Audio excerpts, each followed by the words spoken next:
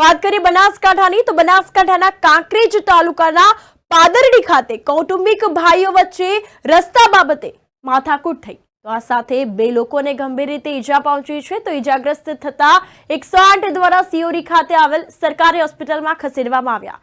Siyori police દ્વારા ઘટના અંગે વધુ તપાસ હાથ ધરાઈ।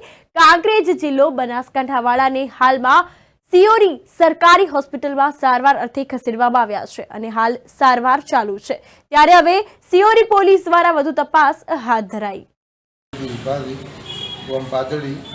અમે વર્ષોથી કુંવાર હતા પણ અમારા ઘરની જમીન બાબતમાં કલેક્ટરમાં અરજી કરેલી હતી।